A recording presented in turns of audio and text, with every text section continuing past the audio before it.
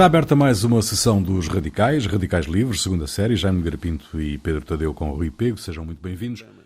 Há uma espécie de adquirir como certo um pressuposto que me parece estar errado, que é aqui uma espécie de nós e eles, não é? Nós Ocidente e eles russos do Leste. Quando, vamos lá ver,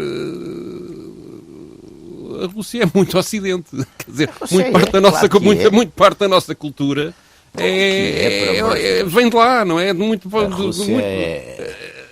É de facto uma transição para a Ásia. Tem uma base cristã, histórica, tem portanto, os grandes escritores, os maiores escritores, talvez,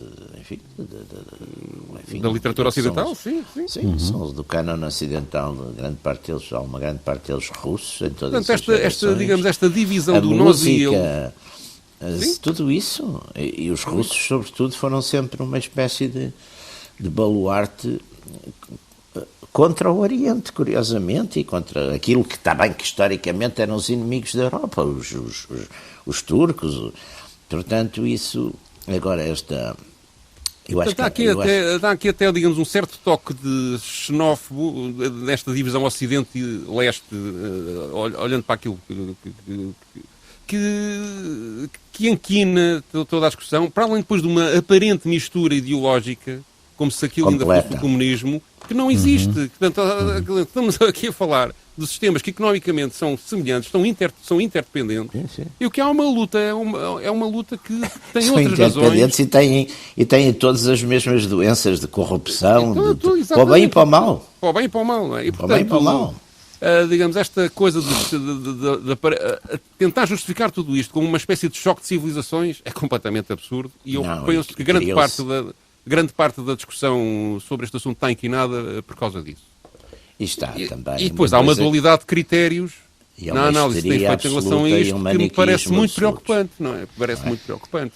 Quer dizer, nós, quando não olhamos para, digamos, aceitando, então vamos lá aceitar esta divisão nós e eles. Ok, eles são maus porque agridem outros países. E nós, o que é que andámos a fazer nos últimos 30 anos? Não é? Estive aqui a fazer contabilidade, no mínimo do mínimo, já causámos 1 milhão de mortos com as invasões do Iraque, as duas, a da Jugoslávia, a da Síria, a da Líbia. Quer dizer, no mínimo, as perspectivas mais otimistas, 1 milhão de mortos de agentes civis. E eles do aquele lado fizeram o quê, comparativamente?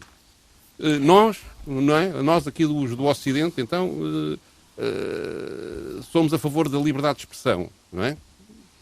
Andamos a proibir os jornais que não dizem, ou os órgãos de comunicação social que não dizem aquilo que nos interessa. Fechámos a Russia Today para ninguém poder saber o que é que os russos pensam.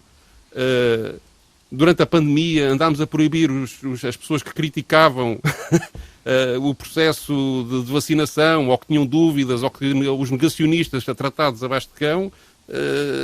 Enfim, andámos a criar aqui todo um sistema de limitação da opinião nas redes sociais que aliás atingiu o próprio Presidente dos Estados Unidos da América. Enfim, tudo isso não são formas de censura da liberdade de expressão inaceitáveis pelos nossos princípios. No entanto, praticamos.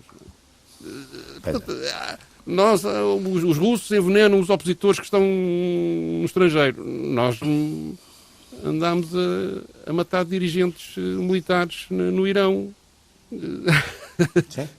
Portanto, tudo aquilo que nós atribuímos como maldades ao lado russo, bem apontado, são realmente maldades, mas nós também as praticamos. E damos a esta dualidade de critérios, estamos a tirar a racionalidade em relação à forma como estamos a tratar o tumor.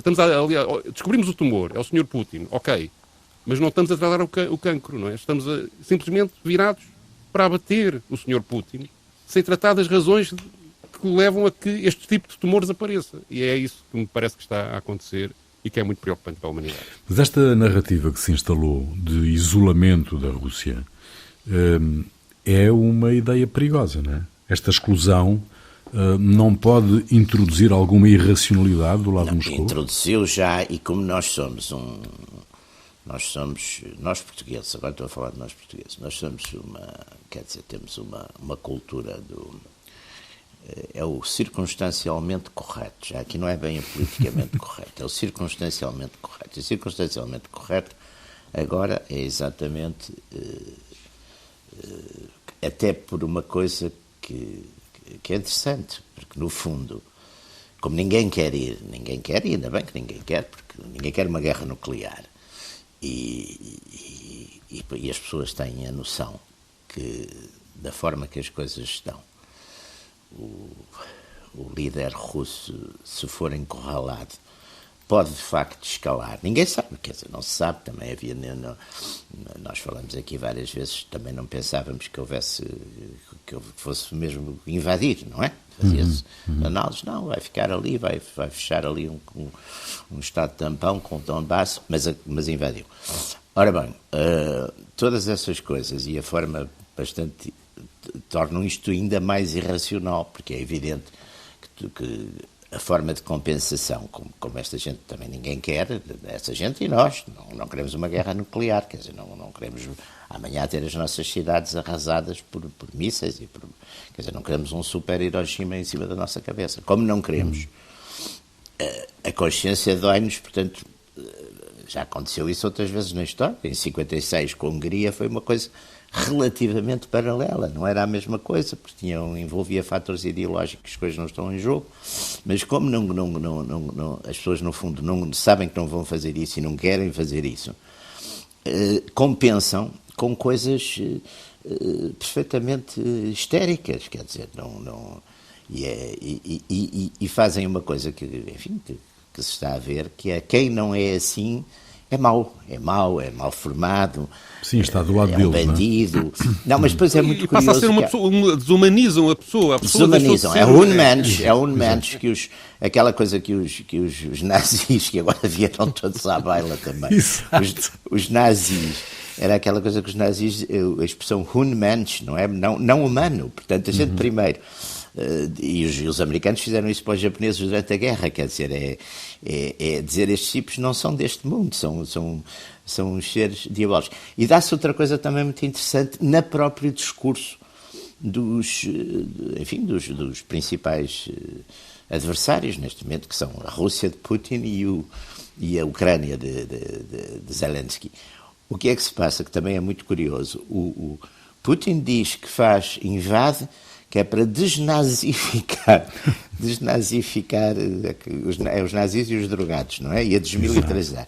Quer dizer, Putin está a fazer isto por uma razão securitária. Pronto. E ele entende assim. Não sei se está bem, se está mal, naturalmente está mal, mas ele entende assim. Ele entende que é perigoso, mas isto é uma razão geopolítica, é uma razão de política. Os ucranianos estão a defender a sua independência, mas também fazem um discurso que é mais o discurso que estão a defender a democracia, que estão a defender... Quer dizer, as coberturas ideológicas passam a funcionar e portanto, as reais, quer dizer, os ideais, os valores reais que estão em jogo, que é para os russos a questão da segurança, uma segurança, se quiser, alargada, e para os ucranianos a defesa da sua independência, que são dois sentimentos normalíssimos, historicamente, mas arranjaram, por causa também desta coisa ideológica, não é? Arranjaram linhas ideológicas e narrativas ideológicas, como agora se diz, para cobrirem o que seriam sentimentos mais ou menos normais, quer dizer, e em confronto. Pronto, é assim. E, portanto, esta histeria coletiva também vem daí, quer dizer, é tudo, toda a gente está, eu não sei porque a gente não está a ouvir o discurso na Rússia dos Putins, mas deve ser no mesmo género, quer dizer, está tudo um discurso hiperpropagandístico, ideológico, e qualquer coisa que a gente tente pôr de racionalidade, dizer, olha, mas olha, porque é que ele fez isto? Não, é o mal absoluto, quer dizer, e isso é que eu acho que, ainda que as pessoas... Porque o mal absoluto é mais fácil de explicar, não é? O mal absoluto é assim, é a redução, aquela coisa que o Leo Strauss, que era um alemão judeu imigrado para os Estados Unidos por causa da perseguição, chamava, e foi ele que criou esse conceito, é a reductio ad Hitlerum. A gente faz um adversário, um inimigo, dizer, não, mas isso que está a dizer é o Hitler, você está igual ao Hitler. E isso torna imediatamente, sei lá, é como aquela coisa O Hitler era antitabagista, não é? O Hitler era vegetariano. Portanto, a gente às vezes vê uns ataques aos todos os veganos são iguais ao Hitler, é isso? São iguais ao Hitler.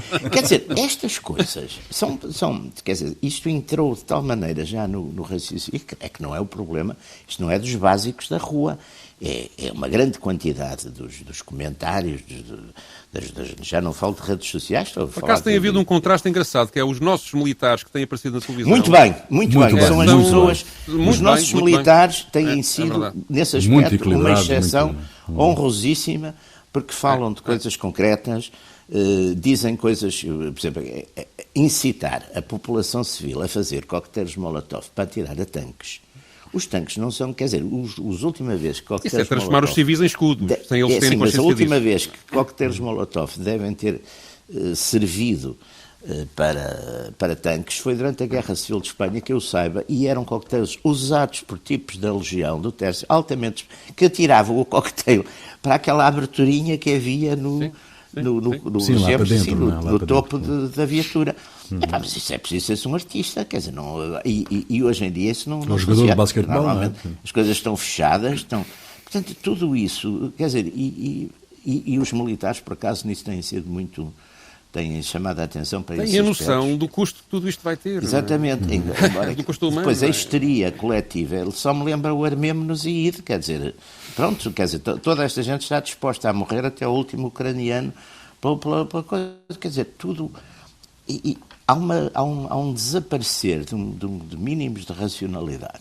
É claro que nós temos sentimentos, somos pessoas com um sentido de solidariedade. E é claro que quando vendo todo aquele horror de centenas de milhares de pessoas a fugirem, tudo isso, claro que... E a vida, toda a ajuda que for possível dar aos ucranianos que fogem deve ser dada, não é? Com certeza que isto, que é um ato de agressão e deve ser condenada. Agora, se queremos resolver alguma coisa, se queremos ajudar a resolver alguma coisa, nós não vamos resolver nada. Se queremos ajudar a alguma coisa, temos que introduzir, de facto, aqui um discurso de racionalidade. Porquê é que ele faz? O que é que faz isto? É porque é maluco? É porque o Hitler? É porque é conquistar a Europa? Não sei se é isso. Quer dizer, vamos tentar ver, até porque isto vai durar Estou convencido que a parte... De facto, a situação no terreno vai ser decisiva para a solução, não é? Eu acho que se daqui por uma semana não houver uma clara vantagem de um dos lados, ou neste caso da Rússia ter uma clara vantagem e tentar negociar aí uma posição qualquer e talvez negociar por baixo, estando numa posição superior, ou então o contrário, quer dizer, isto agora vai ser isso, vai ser o terreno. As coisas das sanções também já parece-me que já foi o que era para ser, não é? Agora são estas patetices de proibir o Tchaikovsky. Eu descobri há bocado uma, que é aquela da Federação Felina Internacional, que proíbe a importação dos gatos russos.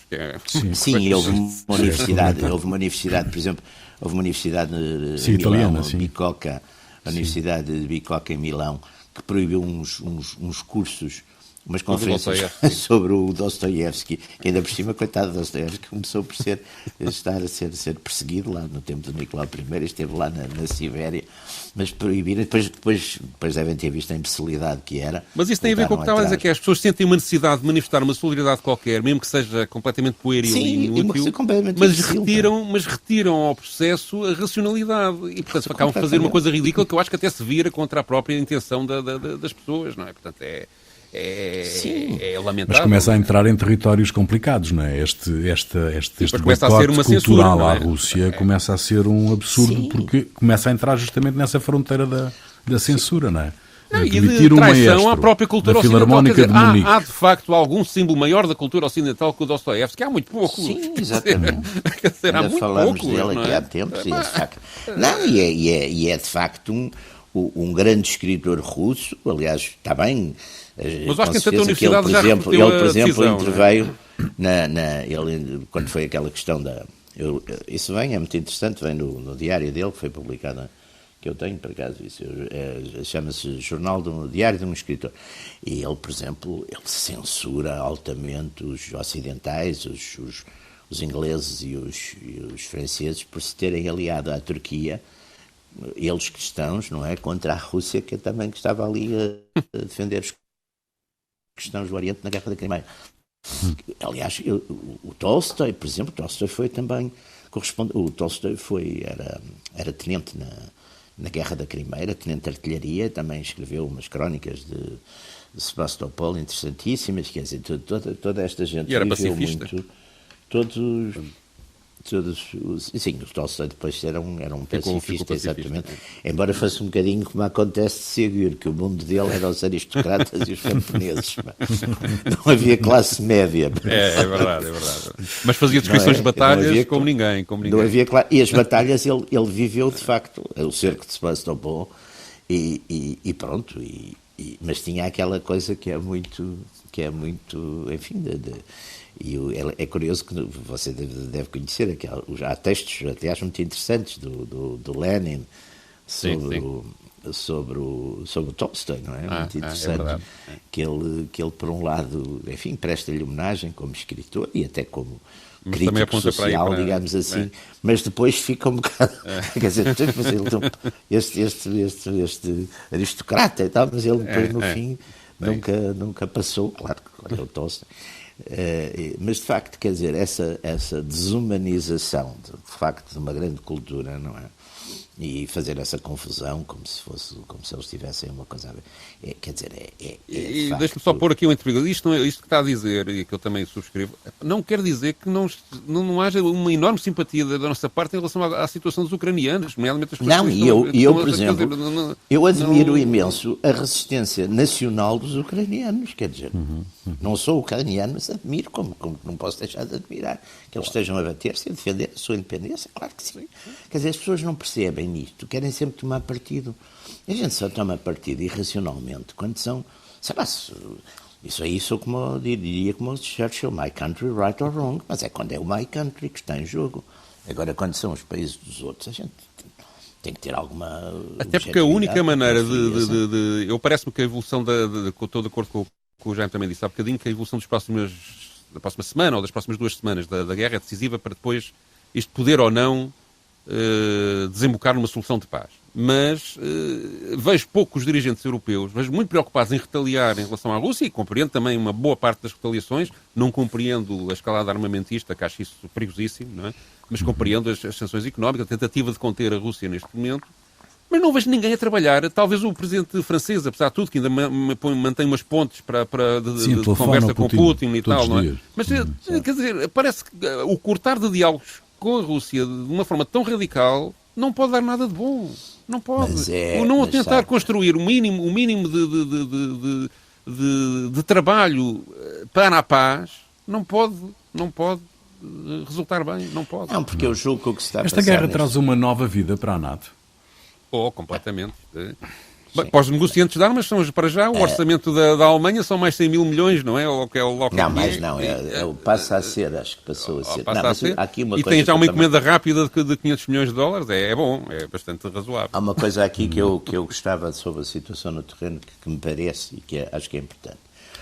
Os russos, nos primeiros 5 dias, enfim, eu penso que por várias razões. A primeira razão é porque eles também estavam com uma ideia de que os ucranianos lhes seriam mais favoráveis que o que realmente são, porque de facto os últimos 8 anos também os governos que estiveram em Kiev eram bastante hostis à Rússia e pronto, e portanto o clima também mudou um bocado. Eu acho que isso foi um ponto. Depois, portanto, os russos também por isso, e também porque não queriam, de facto, na tal narrativa deles que vinham como libertadores, não calha muito estar a matar os libertados, não é? Portanto, fizeram uma...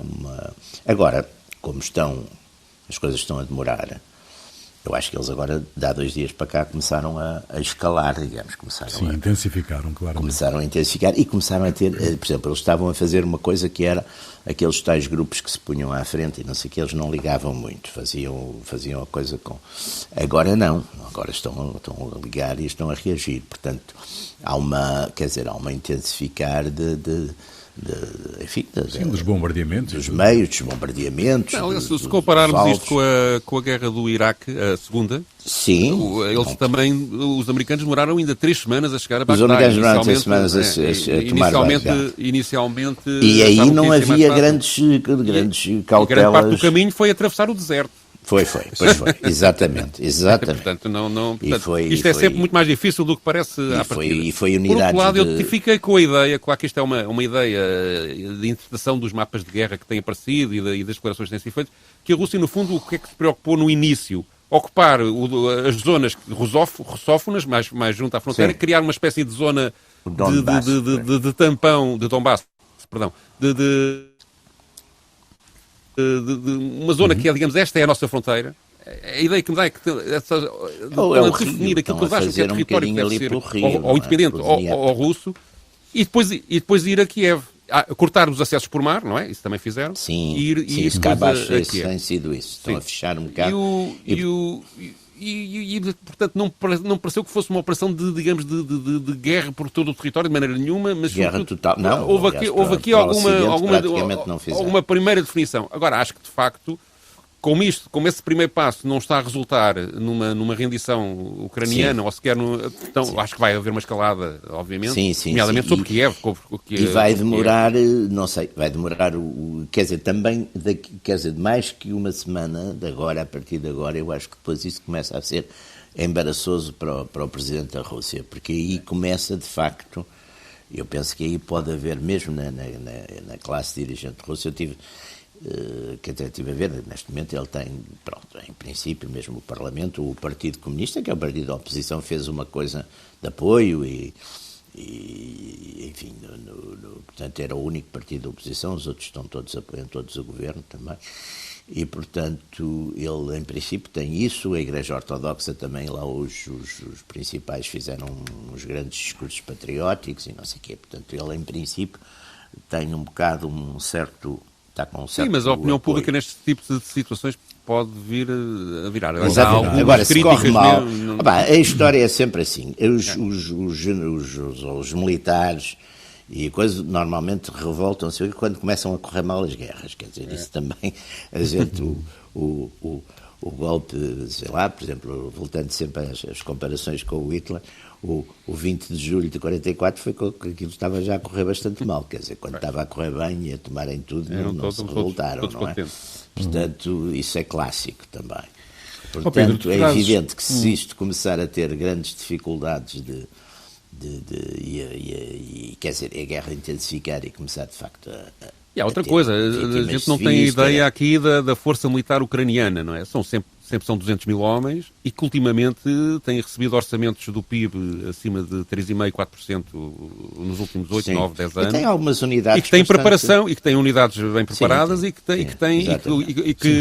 foram muito treinados pelo Ocidente também. E agora, a narrativa de um lado e do outro sobre isso é uma narrativa também muito maniqueia, porque uns e outros dizem que os outros estão a render e que estão, quer dizer, e os números, por exemplo, os ucranianos dizer que tinham morto já 7 mil russos, equivaleria a 7 mil mortos. Normalmente os feridos são 4, 5 vezes os mortos, seria 30 mil, não era possível, quer dizer... E os russos foram só 500?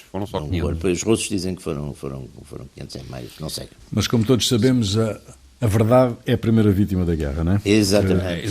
First Casualty, é um livro, eu tenho esse livro. Exatamente.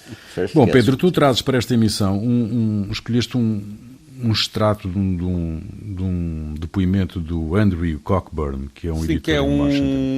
Um jornalista, um editor em Washington da revista Harper's, que é uma revista cultural, e que é autor de um livro chamado Espólios de Guerra, o Poder, o Lucro e a Máquina de Guerra Americana. Ele é entrevistado no site Democracy Now!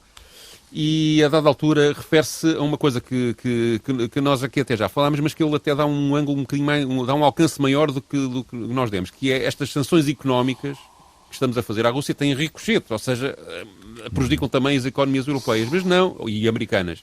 Mas vai também bater em partes do mundo que nada tem a ver com isto. Ele dá um exemplo que eu não vou já revelar para as pessoas ouvirem o depoimento, que faz-me, digamos, dar aqui um bom exemplo de como esta guerra vai ter impacto verdadeiramente mundial, pelo menos na sua componente económica, e como, digamos, os efeitos estão ainda por avaliar na sua verdadeira dimensão. Vamos ouvir. We've gone used to sanctions has become really the premier. Habituámos-nos às sanções. a achar que esta é a melhor ferramenta da política externa dos Estados Unidos. Temos sancionado Cuba durante décadas, há meio século, sancionámos o Iraque, sancionámos o Irão, sancionámos a Síria e temos essa noção de esta ser uma boa maneira de agredir pequenos países, comparativamente a nós, que têm pouco input ou impacto na economia global. Agora, se eles não pensaram nisso antes, estão certamente a perceber, bem, em primeiro lugar tenho de o dizer rapidamente, que obviamente estas sanções terão efeitos desastrosos na economia russa. Mas, isto é muito interessante, fábricas de automóveis, de empresas automóveis na Alemanha já fecharam, porque não conseguem obter peças que se revelou serem provenientes da Rússia e também da Ucrânia. Acontece também que muitas pessoas estão a descobrir pela primeira vez que a Rússia e a Ucrânia, entre os dois, fornecem 1/3 do abastecimento mundial de trigo, da produção de trigo, que é muito do que o Médio Oriente come. O Iraque, o Egito em particular. Vamos ver o preço do pão a disparar, a ficar descontrolado, e eu acho que isto pode criar facilmente uma situação de desordem e de motins nessas regiões. Os semicondutores não podem ser feitos aqui sem um fornecimento de vários tipos de ingredientes que nunca ouvimos falar que vinham da Rússia. De certa forma, agora que estamos todos em guerra económica, descobrimos que há muito refluxo, há muito retorno e, de certa maneira, também nos sancionamos a nós próprios. Now that it's all-out economic warfare, we're finding that there's a lot of pushback, a lot of payback in a sense, and in a way we've sanctioned ourselves as well. Este efeito boomerang das sanções foi devidamente avaliado, do vosso ponto de vista? Eu acho que não. Quer dizer, vamos lá ver. Ou melhor, viu-se, por exemplo, há uma série de bancos americanos que levantaram o problema da questão de tirar os russos do SWIFT, não é? Uhum. E é evidente que a questão das sanções, por exemplo, penso eu que na parte energética, por enquanto ainda não estão, quer dizer, já se falou nisso, mas ainda não estão os fornecimentos de gás, não é? Porque é evidente. Só num dia aumentou o preço 56%. O preço aumenta, ou seja, portanto, a Rússia também, neste momento, enquanto continuar a fornecer, que ainda vai ser com certeza há algum tempo, tem uma... Quer dizer, recebe mais, não é? Portanto, por outro lado, não há dúvida que as sanções que funcionaram, nós temos várias experiências históricas de sanções. Temos primeiro as sanções ali para aqueles estados que eram na zona da África Austral, que eram governados pelas minorias brancas, portanto a Rodésia e a África do Sul. A Rodésia é evidente que a Rodésia, por exemplo, na altura o Portugal ajudou imenso a furar as sanções e a Rodésia começou a fabricar praticamente uma data de coisas que precisava que até aí não fazia. A África do Sul foi anos e anos a fio sujeita a sanções e foi funcionando. Só depois, na altura, só no final, já na administração Reagan, e depois quando a União Soviética, de certo modo, se começou a decompor, é que a África do Sul também cedeu nas suas políticas e acabou com a apartheid e libertou o Mandela e tudo isso. Mas eram sanções praticamente globais. Agora, a Rússia a China, por exemplo, vai sempre, não vai de certeza, não vai de todo... A China faz aqueles discursos um bocado confucianos e oficiais, mas no fundo vê-se até porque, quer dizer, a maneira como... Mas fez recentemente uma apreciação negativa sobre os alvos civis atingidos por fogo russo. Claro, mas isso, para o que é que havia de dizer? Eu gostava. Como também é impossível aquela coisa que também se disse no Iraque, os mísseis de precisão que só atacam alvos militares, isso nunca acontece, não é? Há sempre vítimas civis nestas coisas, não é impossível. Sim, os side casualties é a maior parte. Aliás, a propósito da China, há uma reação ontem, foi ontem ou antes de ontem da China, porque o Japão apareceu a dizer que admite, o primeiro-ministro japonês, que admitia a colocação de armas nucleares no seu país americanas, por causa da questão de Taiwan. Portanto, digamos, e a China reagiu violentamente a isso, não é? Isto é o problema que se colocou com o seu. Se agora começam a pôr armas nucleares no Japão, estão à espera que aconteça o quê? Claro. É de facto uma este é muito perigoso. Está a entrar tudo numa situação, numa loucura, não é? É uma loucura. Porque o Japão é a vítima das armas atómicas, não é? Tem aquela tradição até hoje, não é? Portanto, é aquele país que até hoje mais rejeitava, mas já temos uma situação em que o próprio primeiro-ministro japonês acha que é possível e conveniente ter armas nucleares no seu país. por causa de um hipotético inimigo. A China vai ficar sempre em cima do muro neste processo ou vai cair para um dos lados? A China não está em cima do muro. A China, neste momento, está... É uma espécie de tertium gaudens. A China, vamos lá ver, numa geopolítica que estava estabelecida em que a China é o poder ascendente, a potência ascendente, e os Estados Unidos seriam a potência, neste momento, enfim, dominante no terreno. Portanto, a lógica seria, digamos, uma confrontação que, enfim, esperamos que seja, neste momento, económica, é de influência, etc. Agora, é evidente que a China vai, mas sempre com um discurso oficial que é mais confuciano, já não é maoísta, é confuciano, é um discurso muito simpático, mas está lá tudo, e sobretudo... Não, neste momento a China é a comunicação social chinesa, pode-se ver, não sei se também já cortaram aqui a coisa chinesa, a televisão, mas a descrição é implicitamente favorável às posições da Rússia, não é? Sim, mas é favorável na questão da agressividade da NATO, ou seja, de haver... Sim. Não é favorável no sentido, ainda bem que invadir, não é isso. Mas quer dizer, mas tem uma condenam a invasão, não é? Eles condenaram a invasão. Mas era curioso sabermos a relação dos 35 apesar de tudo, parece-me que a China... Desculpa lá, eu acho que a China... Desculpa, não percebi a pergunta? Não, era curioso, dizia eu, percebermos a lista dos 35 países que se abstiveram na votação. Angola e Moçambique Angola e Moçambique, sim, já se sabe. Abstiveram-se. A Índia absteve-se, o que para mim foi uma surpresa, porque ultimamente andava a ser muito namorada pelos Estados Unidos da América. Sim, mas nisto não, mas ainda nisto. Aliás, o Putin... É a maior democracia do mundo, dizem os Estados Unidos da América. Pedro, desculpe, viu com certeza aquela coisa extraordinária que o Putin, não foi o Putin, até foi o Ministro da Defesa da Rússia, vão fazer uma conferência antifascista, primeira conferência antifascista, no verão, em agosto, vi ontem isso. Sim. Convidaram, aliás, primeiro convidaram a China, o Paquistão, a Índia, a Etiópia, quer dizer, já também... O Brasil teve quase para se abster também, mas, ou seja, votou, mas depois fez uma declaração de voto em que critica, digamos, o belicismo ocidental, para usar a expressão que está na moda. Está, é verdade. Portanto, ou seja, o Bolsonaro tem uma posição semelhante ao Lula. Basicamente é isto.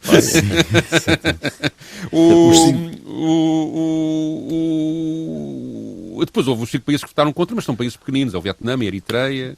Mas estas abstenções, no fundo, são votos, muitos delas são votos de não alinhamento com os Estados Unidos. Isso também é relevante. Não é só de não alinhar com a Rússia, é também não alinhar com os Estados Unidos. E se formos ver o mapa, estas zonas do mapa do mundo, é quase metade do território do planeta Terra e provavelmente sim, em termos populacionais é a maioria, não é? Pois só a China. Portanto, o isolamento total da Rússia não é assim tão efetivo como muitas vezes parece ser indicado pelo que lemos na comunicação social. Não é? Mas não há surpresa nos votos a favor da invasão, não há surpresa. Ou nos votos ao lado da Rússia, não há surpresa nenhuma, não é? Não há. Na Coreia do Norte, a Eritreia, a Síria, a Rússia e a Bielorrússia, não há... E digamos aí aos mínimos, que se a Rússia não conseguisse esses, está bem. É aos mínimos do mínimo, não é? Mas, digamos, o que eu quero aqui enfatizar é que, digamos, o ato de abstenção, não sendo um apoio à Rússia, significa também que não é um apoio às retaliações que o Ocidente está a fazer, não é? E isso também é significativo. Sim, mas são 35 em 190 e não sei quantos, não é? Sim, são 35 países. Olha, diziam que o mundo estava a unificar-se, cada vez há mais países, para é uma coisa. As pessoas às vezes não pensam nisso. Quer dizer, é verdade, não, é verdade. Cada vez há mais e aliás, provavelmente daqui desta guerra ainda vão sair mais 2 países, não é? Pode acontecer. No princípio do século XX, não é? No princípio do século XIX havia, aí, não sei, 30 estados. Agora, no princípio do século XX havia 50 e tal. Agora já há 200. Portanto, o nacionalismo está fortíssimo. Muito bem, está concluída mais uma sessão dos Radicais Livres, segunda série, Jaime Nogueira Pinto e Pedro Tadeu.